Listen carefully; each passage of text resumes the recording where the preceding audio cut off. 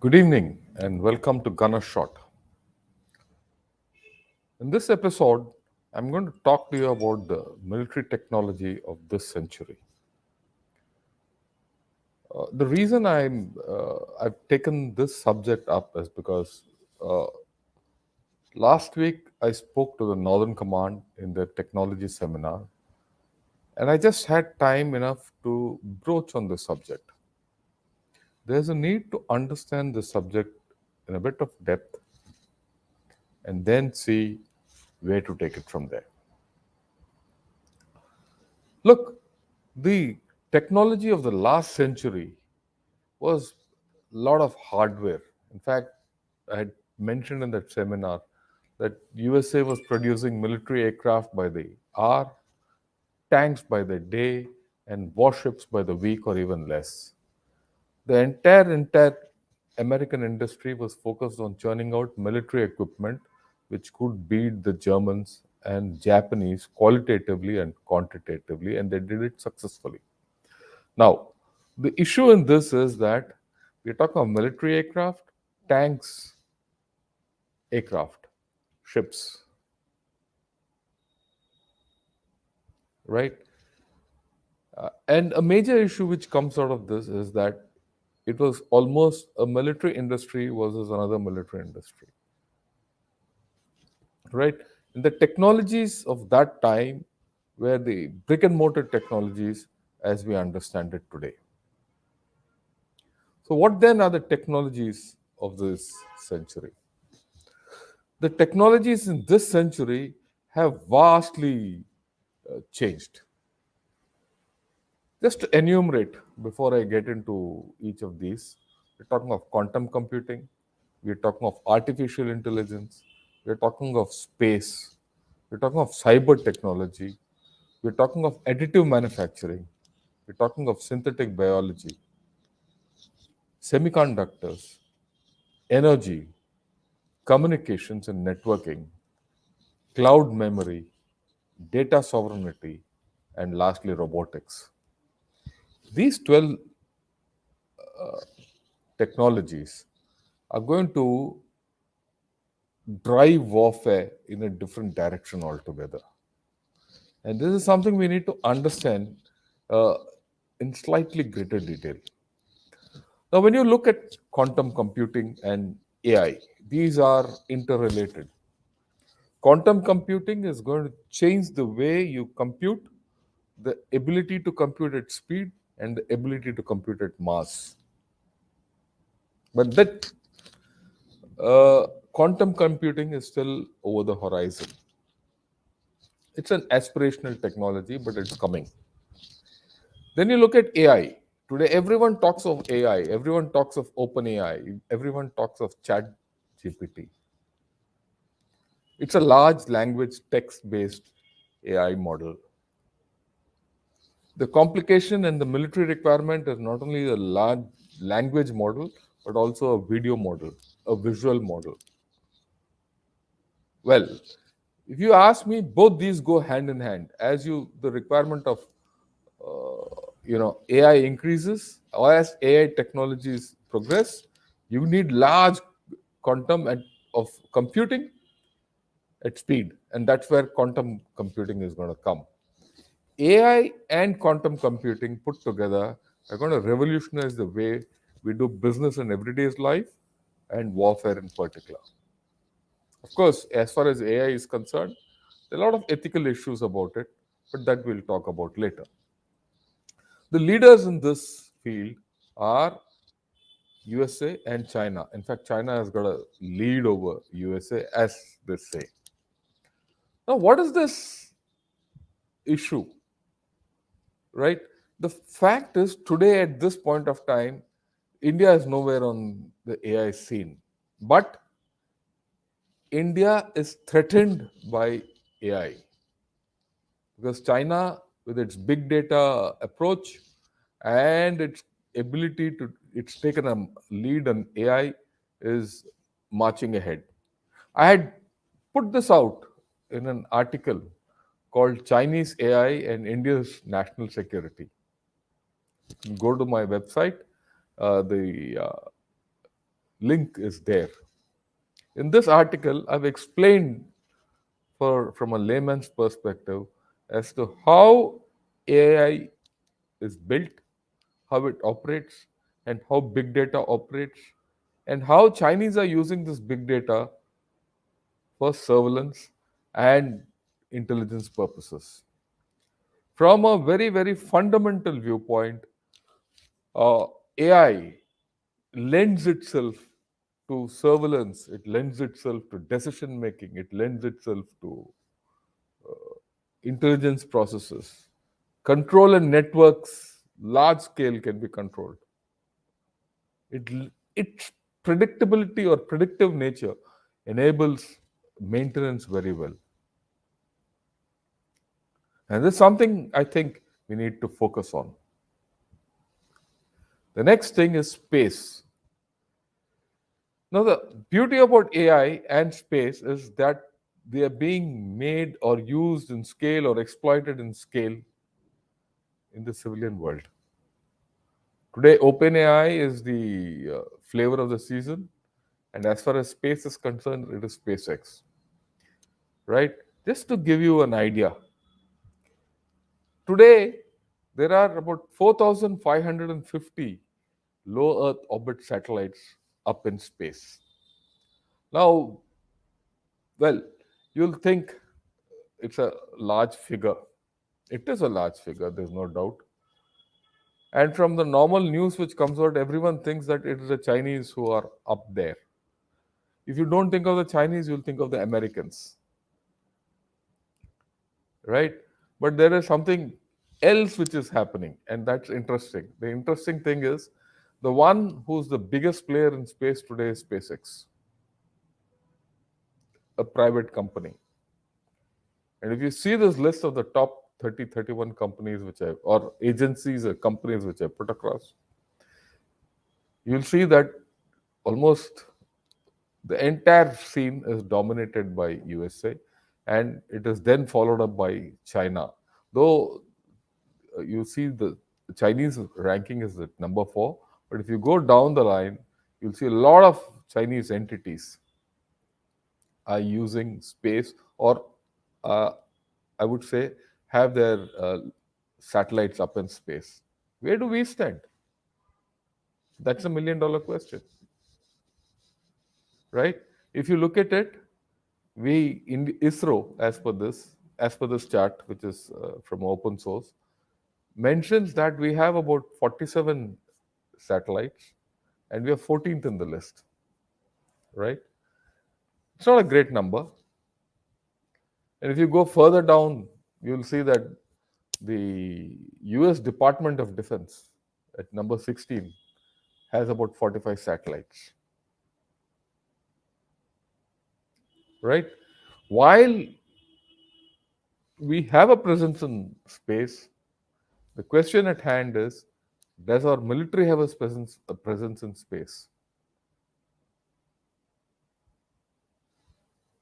China is already thinking of how intimidating the Starlinks is to their entire security.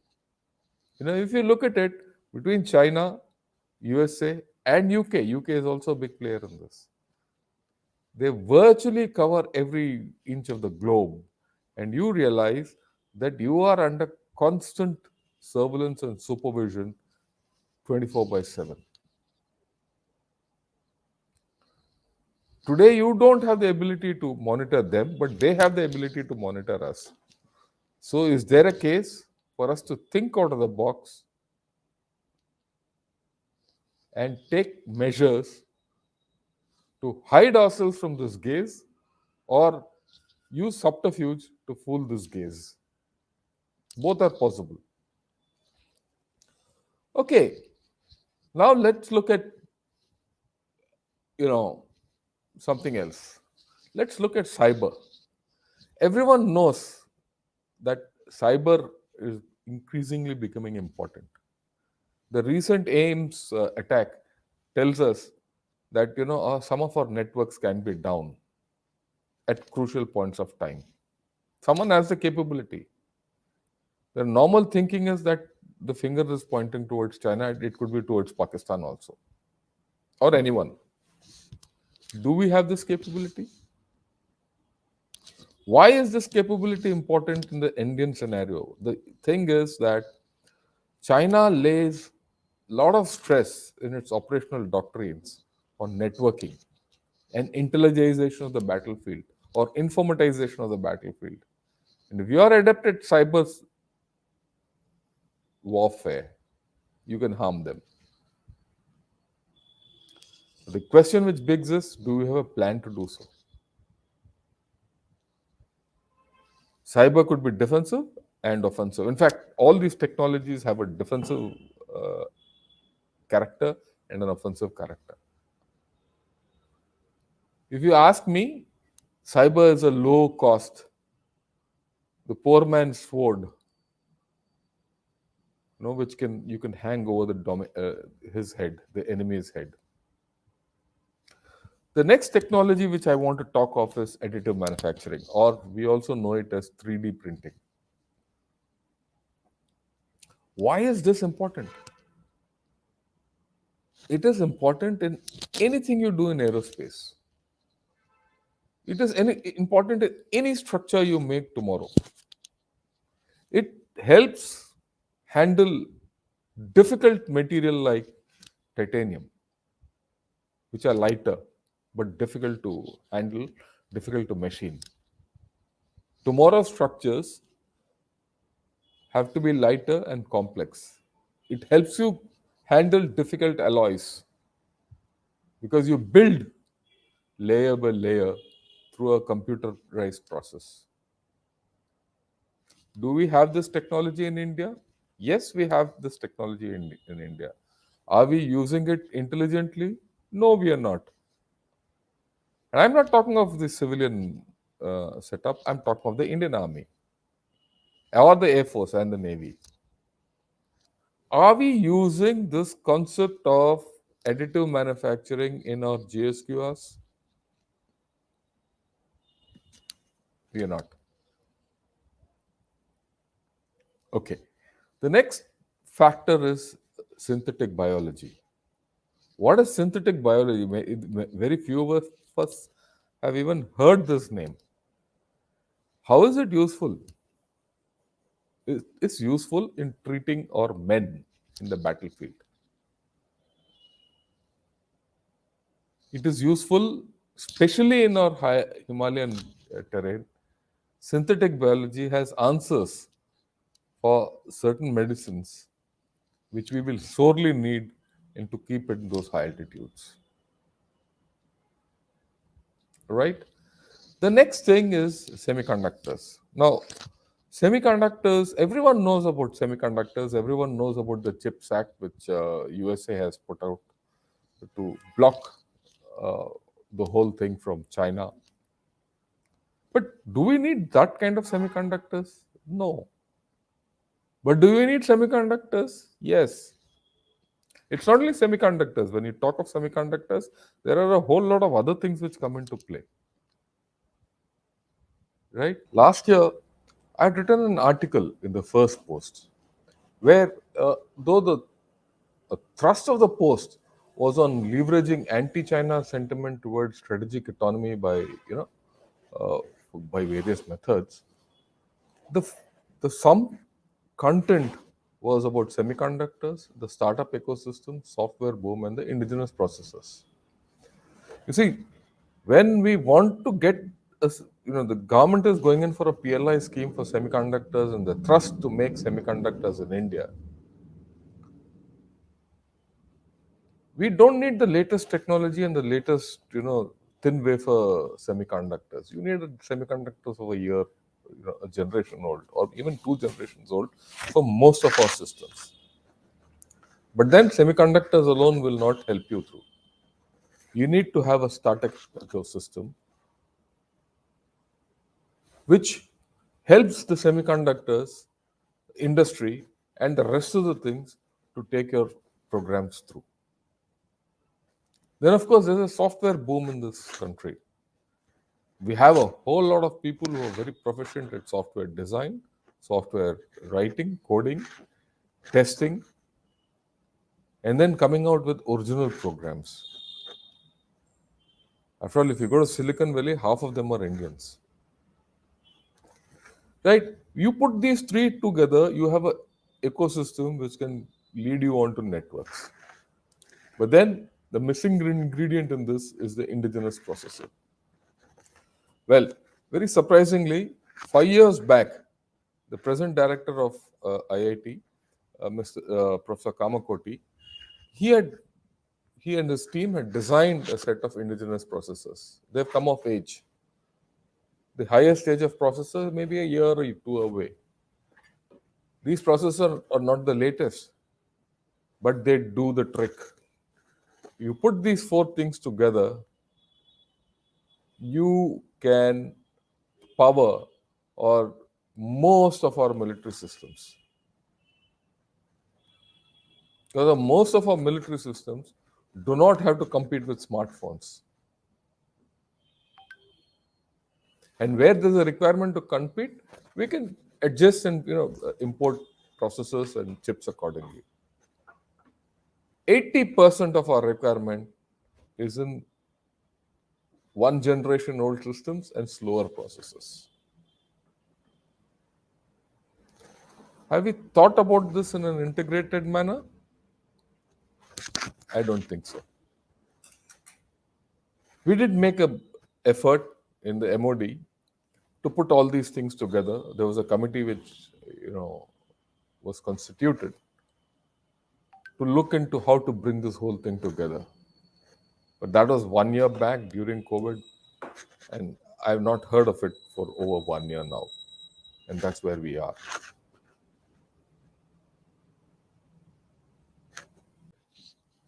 What are the other technologies which are important? I think energy, battlefield energy, is something which we have to really focus on. When you talk of energy, recently in Livermore in USA, a fusion process was undertaken. It was the first one atom was fused. Fusion is of hydrogen with deuterium. I'll not get into the technicality. But this revolutionizes the energy sector or production anywhere. China is also trying. China, though, has come out with the fact that they've done artificial sun and all that. They've come out with 2-3 articles, but that's not an independent kind of a thing. That's more propaganda. They're doing it as part of the CERN activities, which is being undertaken in Europe. But America has done this fusion on its own. Right. Be that as it may, are we going to carry on with the existing energy systems in high altitudes? Where you take kerosene up and light a Bukhari and all that. In any case, if you revolutionize and put all this technology in the battlefield, you need a whole lot of energy. Where are you going to get it from? So do we have an energy plan? Have we thought of it for habitat, for our weapon systems, for your communication systems? Do we still want our, those noisy generators going up all the way there and being driven on fossil fuels? We have to think. You have to think wind energy. You have to think solar energy, renewable, water. Hydro energy in high altitudes is very much feasible. Microsystems. You have to think differently. How about fossil fuel cells? Right, at a national level, what is the speed at which you are trying to convert your thorium deposits into thorium reactors so that you can ease out your energy burden? The future of energy is space-based energy. Even for fusion, you need to get deuterium from space. This entire business of going to Mars, Mangalyaan and all that is all the race for deuterium. Okay.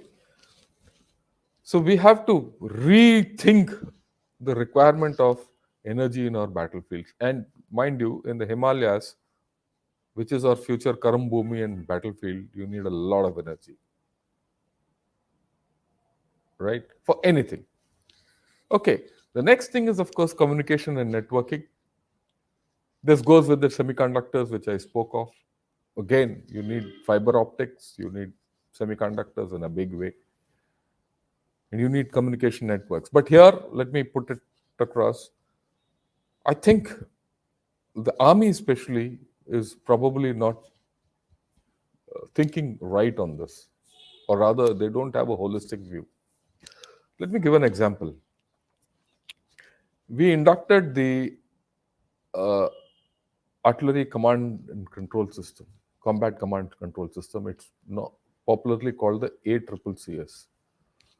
That was a system which we inducted 10 years back. It was a fire control system. It was the only system which we have really fielded in the army, and it's gone pan army. But the conception of this system was 25 years back. We started with hardware which is about 15 years back. That hardware is no more available. The software for that hardware is also not available anymore, or rather, it's gone. It's a bulky system. As against today, the compute power available in this iPhone is about 10 times more. Can we change? Having had the experience of that ACCCS, can we change? Are we thinking on those lines?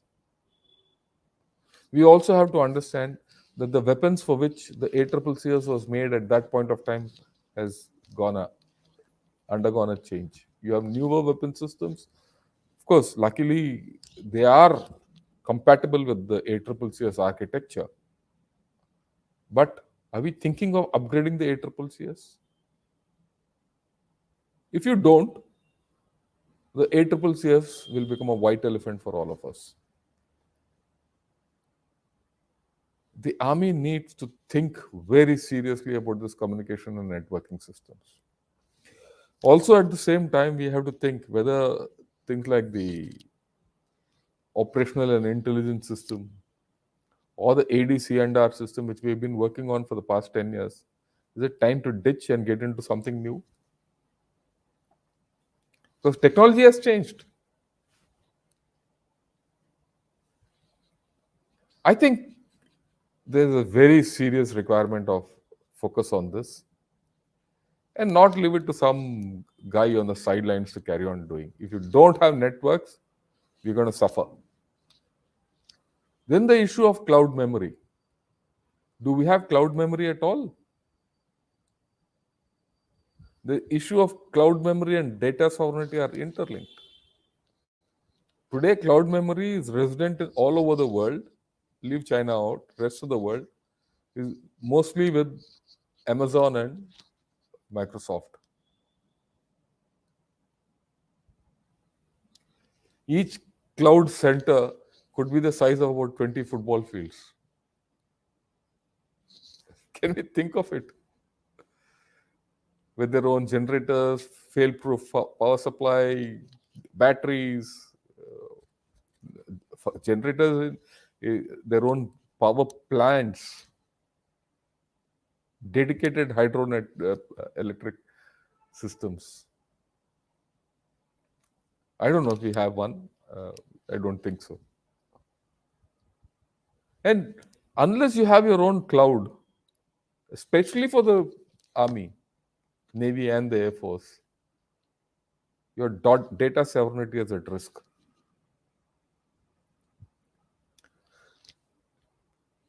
I've written data under data sovereignty the issue of Microsoft. There was a contract given by the US Department of Defense to Microsoft to make a dedicated uh, cloud center for the defense purposes. And last year it was scrapped. Now the US Department of Defense says we'll do it on our own. It's a $10 billion contract.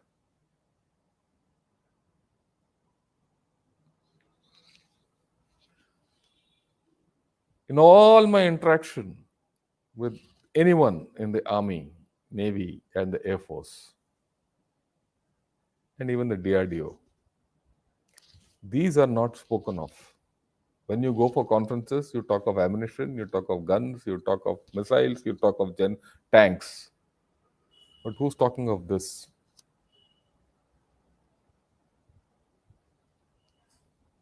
Then, of course, I've not added one issue into this: robotics. Coming to robotics and unmanned systems, UAVs, have made a tremendous difference in the way warfare is being conducted. And it's going to have a large impact, and we all have seen it in Ukraine, we've seen it in Armenia. We need these technologies. Do we have a program going for it? Where are we? We have to realize the time has come that we have to look past DRDO. DRDO does not have most of this capability. They don't have the capability of technology of the last century. They don't have the capability of this century, definitely. I am convinced. You have to go out. You have to go to your IITs, you have to go to your startups, you have to go out to second tier NITs and third tier colleges to bring everything, because, like I said, you have the capability to do so. Do you know how to go about it? Okay. You have to have a plan. So that brings me to the last issue. Do we have a plan for absorbing these technologies? You can only absorb these technologies if you understand these technologies. In that seminar, a lot of discussion was there: how to use the technology and not use the technology, should technology be there or not, everything. My only point to everyone in the uniform is, you can discuss all that provided you have that technology. If you don't have the technology, you must discuss as to how you will do without that technology.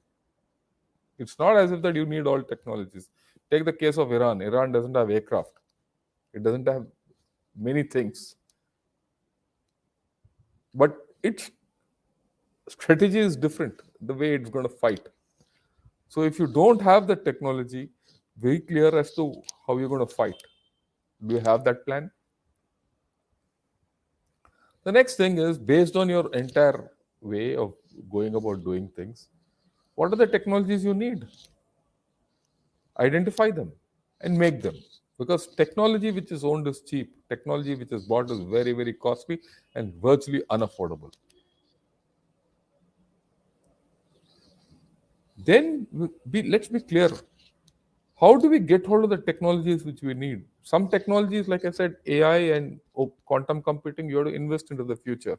Gone are the days the government is not going to invest for us. The Army, Navy, and the Air Force have to sit together and initiate programs as to how invest into tomorrow's technologies. These are two aspirational technologies which still don't have use in the civil sector, far less in the army. Right?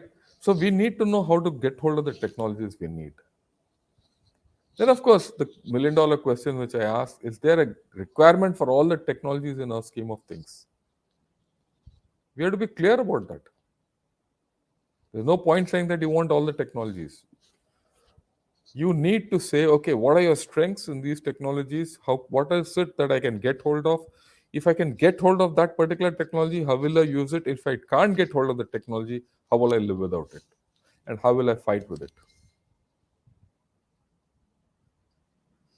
And if I do get this technology, how do we absorb these technologies into the battlefield? These are some of the questions I think we need to answer. In this short video, I've raised a few questions. The answers are far away, but they need to come. And this is what we'll try to find: how about technologies, the questions and the answers, and the way forward in our forthcoming episodes. Thank you, and Jai Hind.